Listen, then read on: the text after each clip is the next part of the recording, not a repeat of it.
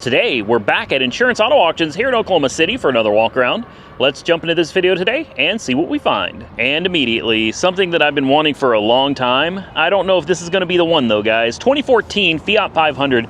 This is the Abarth. This is a cool little car, and I first saw one of these on Watch JR Go's channel, and I knew immediately someday I was going to have one.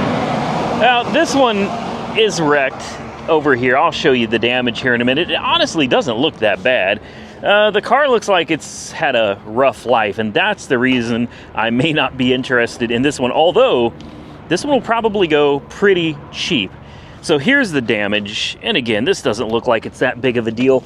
You've got a radiator that's busted right here. You have brackets that hold the radiator in. Thankfully, these brackets are still intact, guys. You can reuse these. You're going to need that radiator. You're going to need this coolant bottle right here.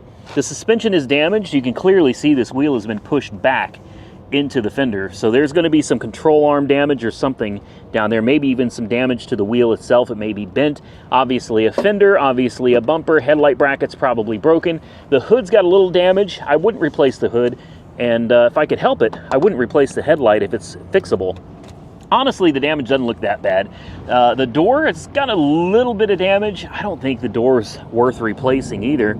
It's got good tires. I love the Scorpion on the wheels here, guys. Really cool. Same thing on the front badge. And on the badges over here on the back. I just think it's a cool little car. Very unique. Window tint is bubbling and peeling off. This thing's probably got miles on it, guys. I'm gonna, ooh. Wow, yeah. I think it's a smoker's car. It's this one's pretty rough. Oh wow, this smells real bad. You can clearly see all the sticky residue, ashes and stuff. There's ashes all over the shifter. I do like the car though, but boy, this needs a serious. Uh-oh. I hope that hood opens. This needs a serious ozoning. This car smells awful.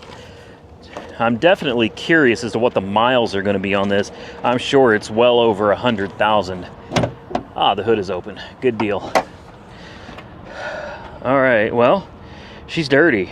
She is, wow, really dirty. Cold air intake. I'm assuming this is an aftermarket cold air intake. Straight into the turbo. Other than being dirty, it actually looks pretty decent, guys. Let me see if I can figure out how to hold this hood up here with the hood prop. We'll get a jump pack out and see if we can figure out. There we go. See if we can figure out how to jump start this thing, and let's see if she runs. She's definitely got juice now. Everything seems to have come to life. The question is, will it run? Let's turn that on cold. Let's turn that down. Let's turn this off. Radio works, that's for sure. Check daytime running lights. I think that's the least of your problems. Oh, that's no compression.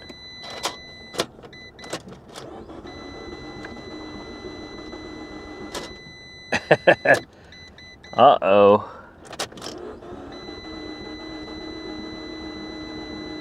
Nah. Well, that's a shame. I wasn't entirely interested in this one, guys. What is the mileage? I knew it was over 100. 120, 412 is the miles. She's got no compression, guys. So, I mean, I've got a theory as to what might have happened with this car, and that is obviously either this is coolant, or you know what I'll bet this is?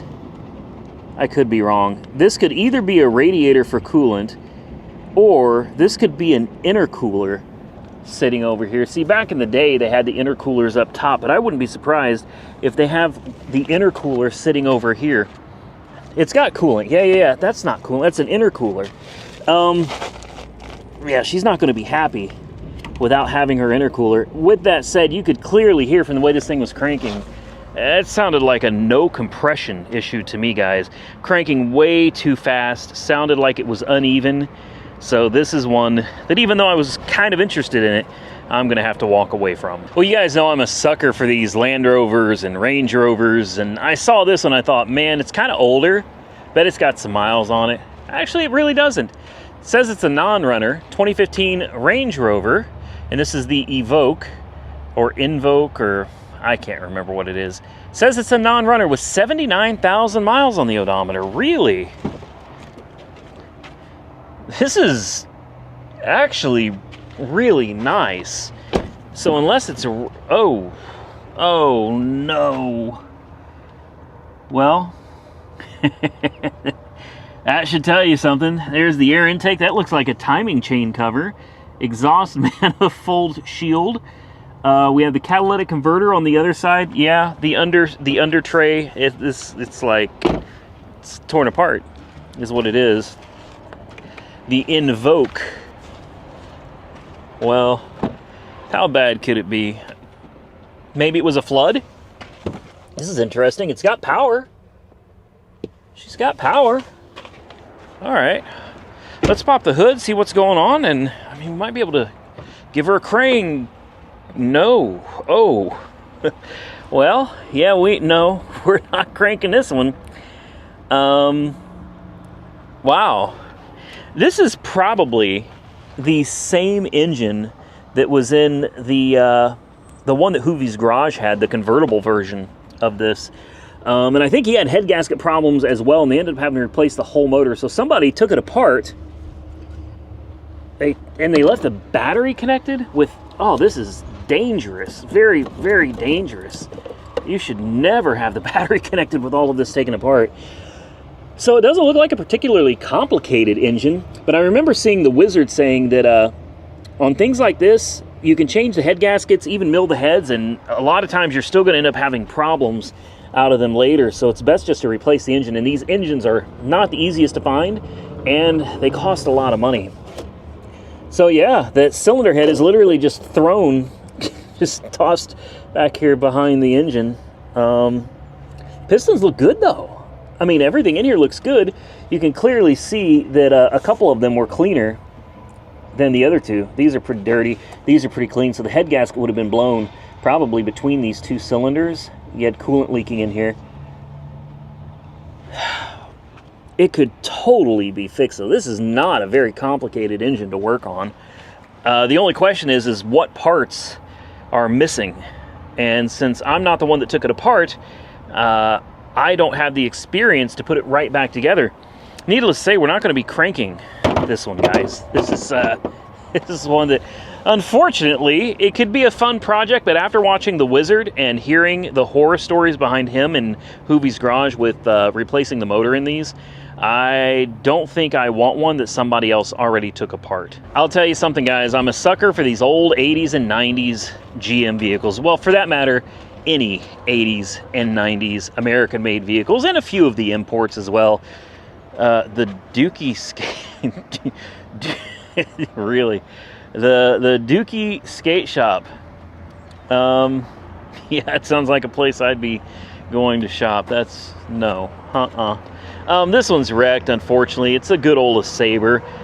Took a hit all down the passenger side. It's in pretty rough shape, guys. The bumper, fender, both doors, the paint was already coming off of it anyway. It needs so much, guys, so much. The mileage on it is relatively low though. Check this out, 96,843 miles, or is that 968,000 miles? Hold on. The car honestly looks like it's got about 968,000 miles, truthfully. It's probably got the 10th digit on there, and they probably just accidentally wrote that down. Oh yeah, 96,843.9 miles. Smoker's car, for sure. Still got the original stereo system in this. These are so nice. This should be the Dynaride, right? LeSabre Limited, you got the digital climate controls.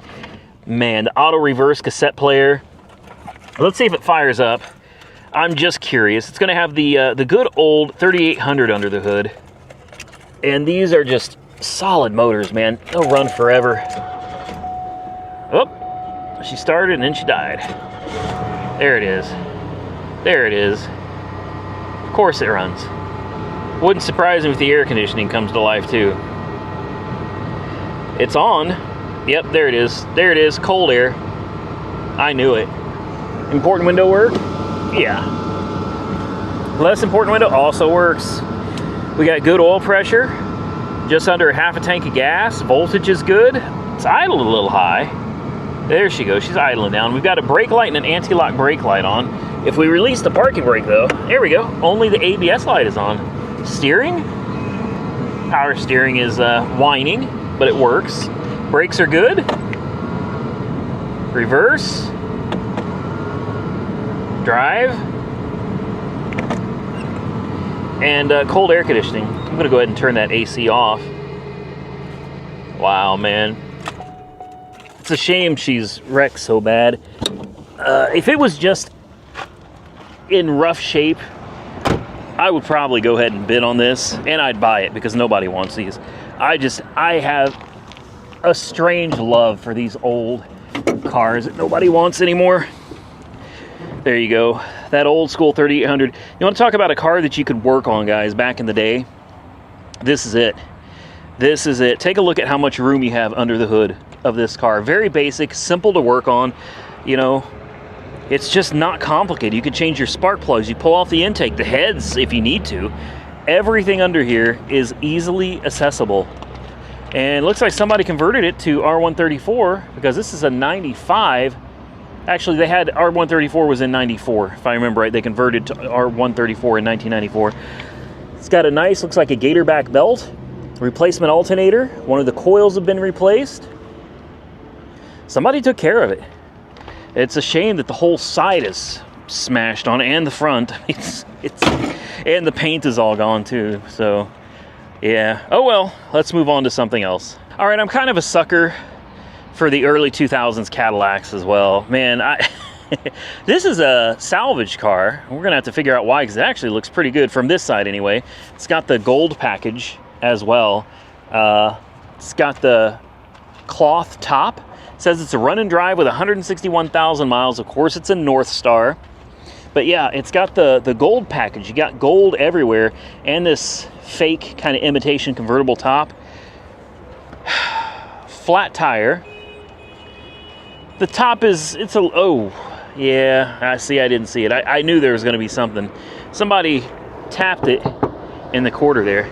Now, you could probably pop a lot of this out. It wouldn't be perfect, but I mean, you could definitely pop a lot of this out and make it look a whole lot better. It's really not that bad. High mileage, though, and a North Star. Interior doesn't look too bad. But again, it's a North Star. It's got a little bit of a funky odor going on there. Let's take a look inside and see what's going on with it. Maybe it'll fire up. I don't think I'm going to waste my jump pack on this. Unfortunately, when it comes to cars like these, you can't hardly sell them.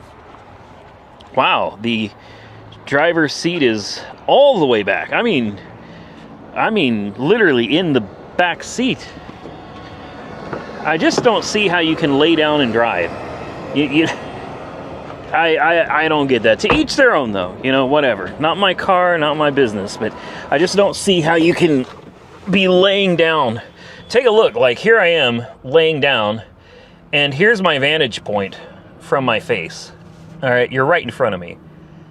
So, yeah, wouldn't you want to see things in front of you like more like this? Like kids, you know, pedestrians. When you're back here like this, where I am, it's very hard to see animals, dogs. Yeah. Oh, she's did his door now. Oh, yeah. Smoker's car. That's what that funky smell is in here. It is kind of, ugh. Doesn't smell very good. Let's pop the hood. It's otherwise a pretty nice car, though. I mean, you throw a tire on the back, pop out the dent as best you can, assuming it runs like it's supposed to. And it probably does. The engine is surprisingly clean under the hood here. How many miles is on this? 161,000. It's actually very clean under here. It looks like somebody took pride in this thing. It's got a Napa Micro V belt on it. Let's see, GM, dealer code, blah, blah, blah. This vehicle is equipped with onboard highly sophisticated computer system. Special training and tools are required to service. Many components are covered by a 4-year, 50,000-mile factory warranty. Okay, Bob Moore Cadillac. I'm going to say this, guys. Although I do like the car, This is not something I'd be buying to keep. I would buy it, play with it for a little while, and then I'd end up selling it. And again, the problem with these Cadillacs is even if they're running right, people are just terrified of a North Star engine. So before we go any further, I thought I get questions all the time about what are all these vehicles doing under these red bags? And it's a valid question, and I've answered it, I don't know, 11 times by now. But people still want to know why all these cars and trucks and other things are underneath these red bags. Well, these are off limits. That should go without saying, right? If you came out here, I don't think you would be pulling the bags off and, you know, checking out what's underneath these car covers here, because obviously they don't want you messing around with any of this. So I am not going to be pulling these back and showing you. I'm just walking through, and these are all off limits, and they have different reasons for being off limits. Sometimes after accidents, these cars get brought here and they're basically just stored until insurance companies can come out and take a closer look. Sometimes they need to get access to the black box that tells you, you know, how fast they were going before the impact, were the brakes applied. There's a lot of information stored in the black boxes of these cars before and as you have an accident. So insurance companies, also law enforcement, will use that information to try to figure out who's at fault, what happened in a given accident. So there could also be evidence inside these cars. Believe it or not all cars get taken to a police department and held at the local police station for inspections for forensic evidence. Sometimes they do have these things transported to the auction here, where they are then covered in these bags. They usually have hold put on these. These are not for sale. These are not to be touched by anybody under any circumstances, and they stay under these bags so that police or insurance or whoever else may be interested can come out here and access whatever needs to be accessed. Once they have been cleared by the appropriate agency or agencies, then the bags can be removed and the cars can be sold. So hopefully that helps you understand why there are so many cars out here sitting underneath plastic bags. Now, I'm not sure if this car back here is the Scat Pack that we saw before. I think it is. Yeah, it is. You guys had a lot to say about this car. I'm very interested in it. It's got hail damage. It's a flood car. Like literally half the car was underwater. We already showed it, so I'm not going to spend much time on this, but they were asking $20,000 for this car. It's a 2022 Scat Pack. And I mean, literally, it's like half the car has been underwater. Everything is flooded, nothing works, although it says it's a run and drive. Nothing works on this, guys. The engine was literally underwater as well. So while I'm interested in it just to see if we could bring it back to life, which we probably can't, I'm not willing to pay 20 grand for it. So they dropped the price, because obviously nobody is paying $20,000 for a car that was half underwater. Well, they dropped the price, guys, and they now are asking $18,000 for this car. Not even close, man. As far as I'm concerned, it's the car is junk. What do you have that's salvageable? I mean, everything was underwater, including the seats, and that's a problem because the seats have electronics in them, airbags, ventilated seats, all that stuff. Most of the stuff in this car is no good. Engine, transmission, rear differential. You're looking at best, the wheels and tires, maybe the brakes, freshwater flood, hail damage all over the hood and the front fenders. So, you know, maybe you got a couple of doors, and maybe the taillights, maybe the headlights, possibly exhaust, but who wants stock exhaust, right? That doesn't make any sense. I really don't think there's much in this car that's even worth trying to salvage to resale. As far as I'm concerned, this is more scrap than anything for me. So $18,000, there's no way, man. I could never come anywhere near that for this car. Now here's one that's not so bad, guys. 2013 BMW 328, 100,000 miles on the odometer. It's listed as a run and drive, and it's a salvage car. I'm not really sure why. Maybe there's some suspension damage going on back here. It looks like it's sitting a little low in the back on this corner. Convertible, of course, hardtop convertible. See how high this side's sitting? You can clearly see that something on the other side is going on here. it doesn't even bounce. Like, nah, there's something going on here. If you hit the, we'll see.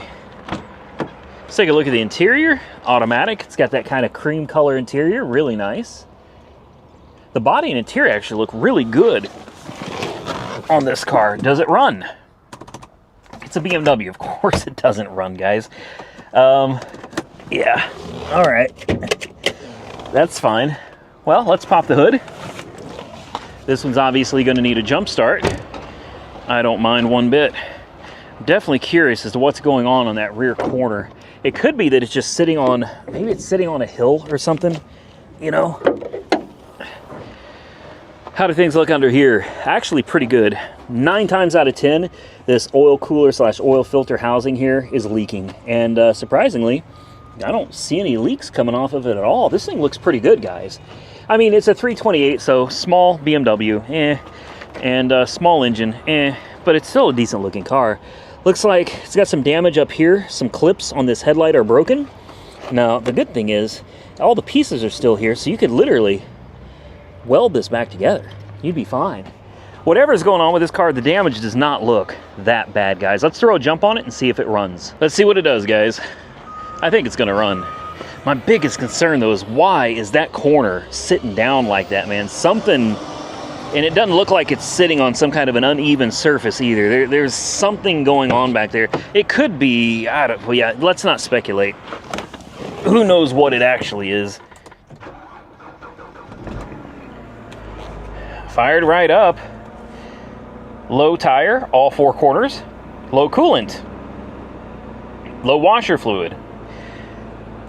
I'll bet this car ran over something. We don't have any bags deployed, though. Well, it's smoking from under the hood. Probably some oil coming off of the valve cover onto the exhaust manifold. That's very common. Air conditioning is already on. Actually, it's smoking considerably. Hold on.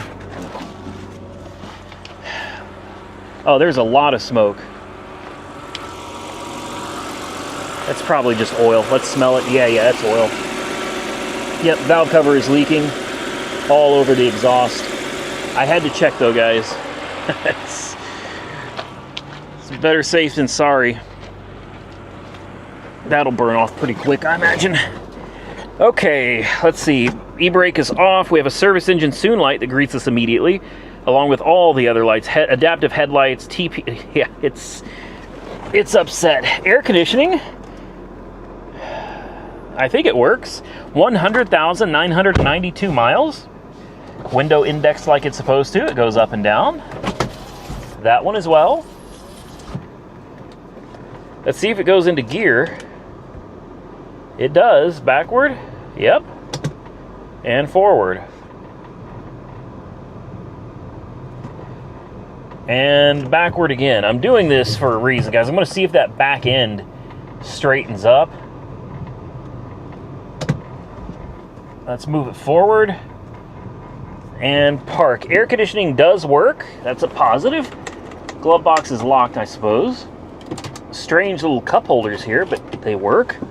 Convertible top, I'm not going to attempt it. I would hate for the top to get stuck down. Honestly, guys, it actually sounds pretty good. It's running decent. Let's go and check that. Let's check that back tire again and see if anything's changed now that it's been moved. No, I'm telling you, this side is sitting way lower than the other side.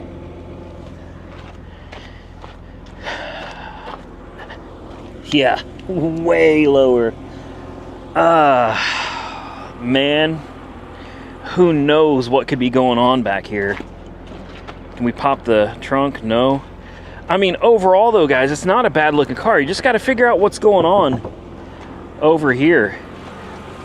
Air up the tires. I think the tire will hold air. Oh boy, she is really smoking. Wow. Alternator is charging. I'm going to shut this off. I think I'm going to shut the car off for that matter. I mean, I thought that the smoke would go away by now. That valve cover gasket must be really, really bad. Yeah, let's shut her down. Overall though, guys, I mean, it's not too bad. What do you think? For a cheap bid, I'd jump on this. Looks like the oil was last changed 8/28 of 2022. So that's been a couple years ago, guys. That engine is still smoking too. She's got a pretty massive valve cover gasket leak. It's not too bad to do on these. I've done them before. You got to take all this crap off so you can get over here to it. But I mean, it's not that big of a deal. And typically, what I do on these is I replace the entire valve cover. They're notorious for cracking, and the oil just leaks out. So putting a new gasket on, and the gaskets for these are not cheap. It's not a particularly easy job to do either. You're better off just going to FCP Euro, ordering the whole valve cover. I think it's like $150, $180, and then you're one and done. You don't have to worry about it. I'm gonna keep this on the watch list. This is one I am interested in. Now, you guys know that I'm a big fan of flood cars. I really enjoy the risk in these. This one is definitely flood. I knew before I even saw it. It says flood on the windshield. Interesting though, it says 161,000, or no, 16,000. That's my bad. 169 miles. 2023 GMC Acadia non-runner. Interesting. Well, being that this is in Oklahoma, it's probably a freshwater flood. You'll see what they like to do is they tape them up here, and they leave the sides cracked to help ventilate that nasty smell from a flood. This thing actually looks really good, guys. It's got nice matching tires. I wonder how, oh, we got mold. Yeah, we got, so the water, ooh. The water got above here. You can clearly see there's mud inside the door. So, I mean, we had water. Oh, wow. Well, we had water really high, guys. That doesn't open. Yeah, we had, this one may be toast. Let's pop the hood, check the oil level, if it's even got a dipstick. Some of these do, some of them don't. Come on, where is it? There it is. V6, what is it, 3.6 liter? Oh boy, it looks like the water got above the transmission too. Looks like they've disconnected the transmission linkage right here. I don't see anything there anymore. There is a cover, maybe a dipstick, or it's a fill hole. It's just a fill hole. Can't really see anything in there. I was hoping that it had a dipstick, but it doesn't. So, boy, we got questions. How deep was this submerged? Let's check the oil. Oil is clean. From what I can tell, it doesn't look overfilled, so maybe water did not get into the engine. Yeah, wishful thinking, right? Wishful thinking. Battery's disconnected. Does this even have a key? Does it even have any juice in it? They've disconnected. I think this is a pyro fuse right here. And without this, the vehicle won't do anything. Let's put this back on. Let's just see if it'll do anything. That's the ground. Positive is still attached. See, what I'm seeing down here is I'm seeing dirt like on top of the exhaust manifold. So I mean, I'm thinking the water must have been pretty deep on this, guys. Fuse block is clean though, so that's good. It would be nice if I could see an actual water line, and a lot of times you can. A lot of times you'll see debris, a nice solid line, but on this one, I just don't see it. I don't see it in here. I don't see it anywhere. It doesn't look like it got above anything up here that I can tell. Huh. Okay. I'm gonna throw a jump. It's got both keys. You never know. It's probably had months to sit out here and dry, guys. This thing might actually run. Well, I got the jump pack connected and I don't hear anything. So, oh, we do. We have things lighting up. Uh-oh. Seats, not doing anything. Sometimes these will come back with a little back and forth action. Nope. Nope. Boy, this is gonna be fun. Oh, wow, yeah. 16,169 miles. Oh, she does nothing. Nope. I'm assuming the key fobs probably won't do anything either. They could be dead. Sometimes these sit for a long time. That one doesn't do anything. That one doesn't do anything. Nothing is coming to life other than the mileage. No radio. Wait. We got a screen there. Radio came on.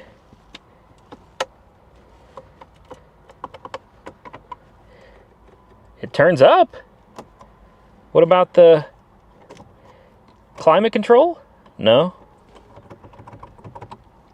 Yeah, you're going to have some serious electronics issues with this one, guys. That's for sure. Obviously, the water, it doesn't turn off either. It's like the start-stop button doesn't even, it's stuck on. Yeah, well, you know what? Does the windshield wipers work or anything? Let's try them.